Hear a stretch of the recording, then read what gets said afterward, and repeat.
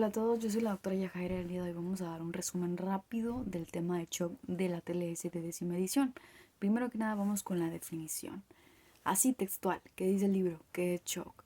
Bueno, el libro de la TLS menciona que shock es una anomalía del sistema circulatorio que produce una perfusión inadecuada y una oxigenación tisular igualmente inadecuada. Y bueno, para clasificar el estado de shock, el ATLS menciona la categoría de shock hemorrágico y shock no hemorrágico. Lo más frecuente siempre va a ser el shock hemorrágico, pero también nos muestra que existen otras categorías de shock que tenemos que tener en cuenta. Una de ellas es el shock cardiogénico y de aquí se subdivide que puede ser causado por un taponamiento cardíaco o un hemotorax-atención o también una contusión cardíaca directa. Este tipo de shock van a tener un mecanismo de lesión producido por una desaceleración brusca, como cuando un paciente choca directamente eh, de manera frontal con otro objeto y se pega directamente con el tórax contra el volante, por ejemplo.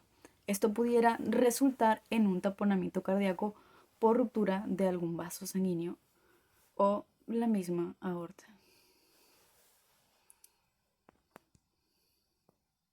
También tenemos la categoría de shock neurogénico, en los cuales este tipo de pacientes suelen tener un politraumatismo por una altura considerable, digamos que más de 4 metros, y generalmente son aquellos que caen de espalda, generando una lesión raquimedular.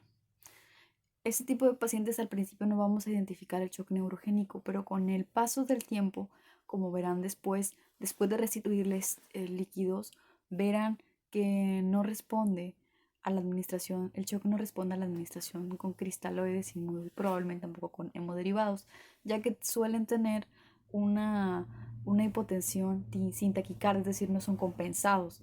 Son pacientes que obviamente traen una lesión medular, un traumatismo craneoencefálico que tiene una lesión focal en el cerebro que causa pues que no haya constricción o no haya respuesta vascular. Además, también podemos encontrar shock séptico. El shock séptico no se sospecha tanto en pacientes que acaban de llegar de un traumatismo que acaba de ocurrir, pero sí lo sospechamos en pacientes de la tercera edad que traían a lo mejor una infección coexistente, generalmente de vías urinarias, o en pacientes que vienen de áreas muy remotas y que demoraron varias horas en llegar al hospital. Por ende, muy probablemente durante este tiempo o la respuesta inflamatoria corporal haya desarrollado pues ya consecuencias a nivel sistémico y ya está empezando un shock séptico. Generalmente sucede en los extremos de la vida y bajo condiciones de higiene inadecuadas. Vamos a retomar el más importante o el más sobresaliente y para el cual tenemos más evidencia de tratamiento, que es el shock hemorrágico. Para empezar, vamos a definir lo que es una hemorragia. Y bueno, es la pérdida continua y constante de sangre o de torrente sanguíneo. ¿Cuánta sangre tenemos en el cuerpo? Aprox. ¿Qué dice el manual? Bueno, el manual menciona que tenemos aproximadamente un 7% de sangre. Entonces, un adulto sano de 70 kilogramos aproximadamente tendrá 5 litros de sangre. Muy bien, sigamos. Además de clasificar de manera etiológica el tipo de shock, también tenemos que clasificar el shock, en especial el hemorrágico, en grados de severidad. Y para esto se utiliza la clasificación fisiológica, que son 4 grados. Grado 1, 2, 3 y 4. Dependiendo del grado en que se encuentre el paciente, clínicamente va a manifestar cambios en el estado de sus signos vitales, su presión arterial y estado de conciencia, empezando con el grado 1, en el cual el paciente pues de inicio no va a presentar muchas o prácticamente nula sintomatología. El paciente se va a encontrar compensado, por decirlo así. Este se va a manifestar cuando el paciente tenga una pérdida sanguínea de menos de un 15%. La frecuencia cardíaca todavía no se va a ver afectada, la presión arterial tampoco. La escala de coma de Glasgow todavía la vamos a ver sin cambios. menos del 15%. Es como si un paciente hubiera donado un paquete globular, todavía no va a presentar sintomatología alguna. En el shock de grado 2 ya va a empezar a presentar sintomatología. El primer síntoma que presentan los pacientes cuando empiezan a perder sangre es taquicardia, es el primer síntoma evidente. Pero pues no podemos fiarnos únicamente de un signo o de un síntoma, tenemos que ver todo completo. Aquí les voy a poner la clasificación del shock para que lo vayan viendo.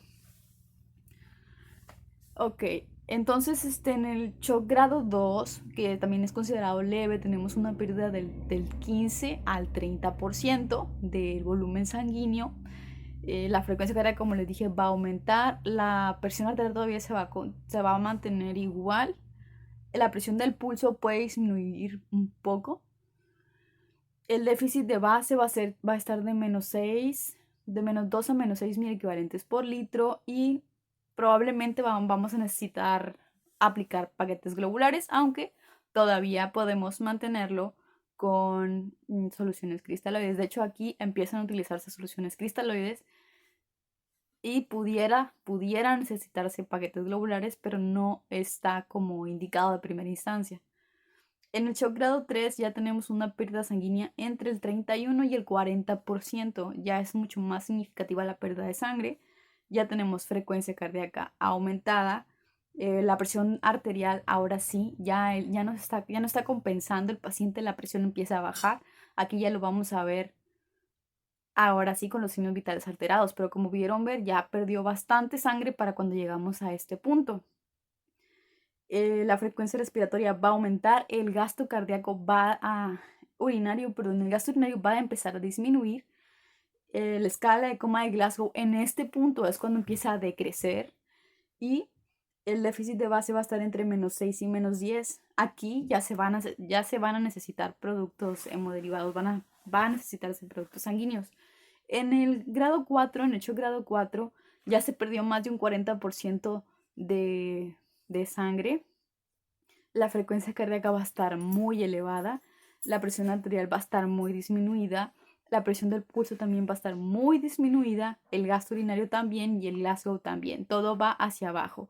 Si pudieron notar, en principio se mantuvo, el shock estuvo compensado, el cuerpo pudo hacerse cargo de todas estas alteraciones fisiológicas, o sea, ok, pierdo líquido, pero me mantengo gracias a que tengo un sistema que se va a encargar de protegerme de este tipo de alteraciones circulatorias, pero llega un punto en el que ya perdí tanta sangre que dice el mismo cuerpo empieza a manifestar fallas, y es cuando empieza a bajar todos los signos vitales. Primero sube, primero normal, me mantengo si puedo, sube y después baja, ya cuando está en el último grado de shock, con más de 40% de el porcentaje de la sangre perdida. Y bueno, aquí ya es protocolo de transfusión masiva, aquí sí necesitan sangre sí o sí, probablemente varias unidades, no nada más de sangre, sino de plaquetas y de plasma. Luego en su manual maneja ahí el manejo inicial del shock. En el ATLS lo importante es seguir el protocolo de actuación. Muchas veces los politraumatizados llegan con lesiones que amenazan la vida, claro que sí. Es importante tener una orden con todo, con nuestra manera de actuar para poder hacer las cosas de manera sistemática y no dejar pasar ninguna cosa importante. Entonces vamos a seguir lo de siempre, A, B, C, D y E. Ya cuando se desviste al paciente y se valoran lesiones secundarias, ya tuvimos que haber manejado cualquier alteración primaria que se presenta al paciente, que generalmente van a ser de vía aérea y de circulación. Para administrar líquidos hay que ser permisivos hasta cierto punto. Muchas veces se pone como si fueran dulces las soluciones fisiológicas, 1 litro, 2 litros, 3 litros, y no nos damos cuenta que a veces diluimos la sangre y podemos volver más difícil incluso la reanimación del paciente, porque si hacemos esto, pues si está sangrando, muy probablemente produzca resangrado por no tener suficientes factores de la coagulación al estar muy diluida la sangre. Entonces lo que se recomienda es iniciar con 1 litro de solución en el paciente y ver dosis respuesta, dando la oportunidad de tener reanimación controlada o también llamada hipotensión permisiva para después llevar al paciente a realizarle sus pruebas cruzadas y demás y colocarle ya sea paquetes globulares, plasma o plaquetas, lo que sea necesario si lo necesita, en cuanto lo necesite. Y darle la oportunidad a su cuerpo que pueda mitigar las hemorragias con sus propios factores de coagulación sin alterar los componentes de la misma con demasiado líquido.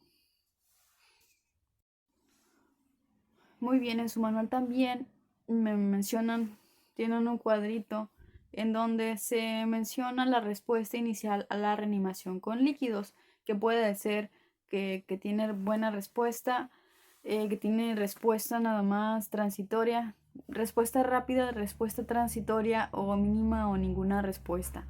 Bueno, este cuadro nos va a orientar bastante al tipo de tratamiento final que va a tener que requerir este paciente.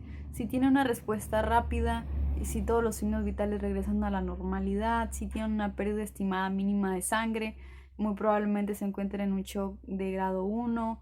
Si tiene, nada más se le preparan tipo y pruebas cruzadas y probablemente pudiera necesitar alguna intervención quirúrgica. De todas maneras, todos van a tener que ser valorados por un cirujano, pero no es lo mismo el pronóstico que tiene dependiendo del tipo de respuesta que manifieste el paciente.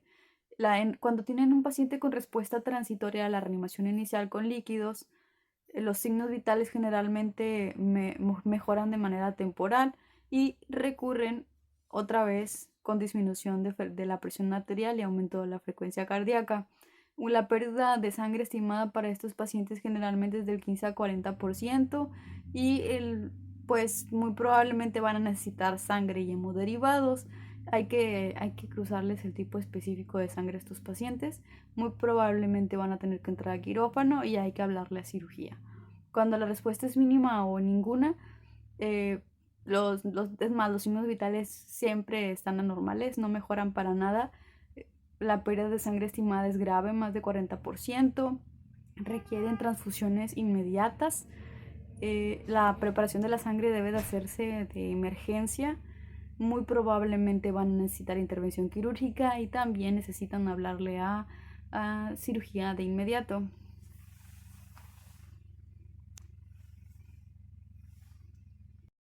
Recuerde ya por último las consideraciones especiales en pacientes embarazadas, en pacientes que son deportistas de alto rendimiento, generalmente aguantan muchísimo más la pérdida sanguínea por tener mayor resistencia circulatoria. Recuerden, los geriátricos tienen también consideraciones especiales dependiendo del tipo de farmacología o polifarmacia que utilicen. A veces tienen beta bloqueadores que no les permiten una adecuada respuesta metabólica ni fisiológica al trauma porque están bloqueados algunos sistemas fisiológicos para que respondan a la pérdida sanguínea, son menos tolerantes a la pérdida sanguínea. También consideren la triada de la muerte, acidosis, hipotermia, coagulopatía para pacientes que tienen trauma. Y bueno, ya en la valoración subsecuente del paciente, pues si el shock es la inadecuada perfusión y oxigenación de los órganos y los sistemas corporales, el objetivo de toda esta terapia va a ser restituir la perfusión adecuada y oxigenación a los mismos, para lo cual después de tenerlos en piso, pues hay que valorar el gasto urinario, la oxigenación, la coloración, el estado general del paciente, los factores de coagulación. Todos estos parámetros deben de volver a la normalidad y es lo que hay que valorar, siempre tomando en cuenta que un paciente que está politraumatizado puede volver a resangrar de una lesión que acaba de ser curada o a lo mejor tener lesiones que se manifiesten después de un tiempo. Entonces hay que tenerlo siempre revalorado al pendiente de ese tipo de pacientes.